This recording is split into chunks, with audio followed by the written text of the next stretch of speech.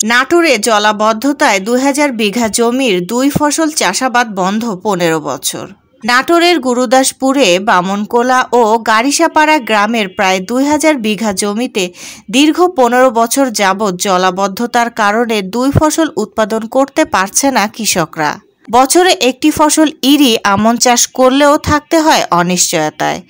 বর্ষা ও টানা কয়েকদিন বৃষ্টি হলেই ডুবে যায় ধান।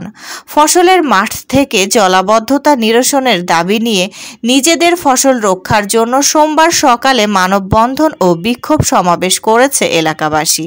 জানা যায়, উপজেলার বামনকোলা ও গাড়িসাপাড়া ফসলের মাঠটিতে প্রায় ২০০০ বিঘা জমি রয়েছে। গত ২৫ বছর পূর্বেও এই মাঠে প্রতিটি জমিতে কৃষকরা ৩ ফসল উৎপাদন করত। অপরিকল্পিত পুকুর খনন ও পানি নিষ্কাশনের ব্যবস্থা না রেখেই অপরিকল্পিতভাবে আঞ্চলিক সড়ক নির্মাণ করার কারণে দুর্ভোগে পড়তে হয়েছে ৫ শতাধিক কৃষককে। মাঠের মাঝ দিয়ে বয়ে গেছে একটি পাকা সড়ক। সেখানে ২০ বছর পূর্বে অপরিকল্পিতভাবে পানি নিষ্কাশনের জন্য একটি কালভার্ট নির্মাণ করা হয়েছিল। গত ১৫ বছর পূর্বেই কালভার্টটি ভেঙে ফেলে ব্যক্তি মালিকানাধীন বাড়ি নির্মাণ করা হয়। বন্ধ হয়ে যায় কালভার্টটি। সেই থেকেই গাড়িসাপাড়া ও বামনকোলা মাঠের পানি নিষ্কাশনের পথ বন্ধ হয়ে যায়। এক ফসল চাষ করলেও অনিশ্চয়তায় থাকতে হয় চাষিদের। বামনকোলা গ্রামের কৃষক আলমগীর হোসেন জানান, বামনকোলা মাঠে তার ৫ বিঘা জমি রয়েছে। তার বাবা সেই জমিতে একসময় ৩ ফসল উৎপাদন করত। এখন তিনি এক ফসল চাষ করতেই অনিশ্চয়তায় থাকেন। জমি চাষাবাদ করেই তার জীবন জীবিকা নির্বাহ করে থাকেন। এবছর বর্ষা ও টানা বৃষ্টিতে ধানের জমি প্রায় ডুবে যাওয়ার অবস্থা হয়েছে। আর ৩ দিন বৃষ্টি হলেই ধান ডুবে যাবে। ব্যাপক ক্ষতির সম্মুখীন হতে হবে ধান ডুবে গেলে। অতি দ্রুত প্রশাসনের পক্ষ থেকে পানি নিষ্কাশনের ব্যবস্থা করার দাবি জানান।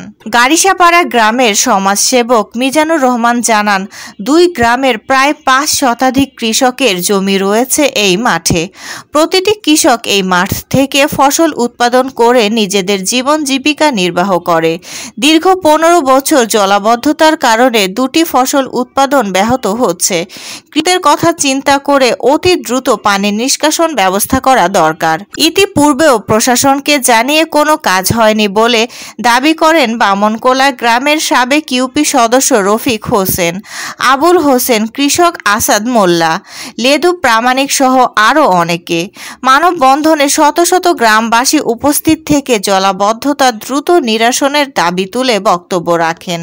উপজেলা কৃষি কর্মকর্তা হারুনুর রশিদ বলেন, ইতিপূর্বেও ওই মাঠের জলাবদ্ধতা নিরসনের জন্য উপজেলা প্রশাসন ও কৃষি অধিদপ্তর উদ্যোগ গ্রহণ করেছিল। গ্রামের অভ্যন্তরীণ ঝামেলার কারণে বেশি দূর অগ্রসর হওয়া যায়নি। গ্রামবাসীর সহযোগিতায় সরজমিনে গিয়ে অতি দ্রুত ব্যবস্থা গ্রহণ করার কর্মপরিকল্পনা গ্রহণ করা হবে। এ বিষয়ে গুরুদাসপুর উপজেলা নির্বাহী কর্মকর্তা সালমা আক্তার বলেন, কৃষকদের সহযোগিতায় অতি দ্রুত জলাবদ্ধতা নিরসন করা হবে। বিস্তারিত থাকছে নাটোর প্রতিনিধি শাহাবুল আলমের প্রতিবেদনে।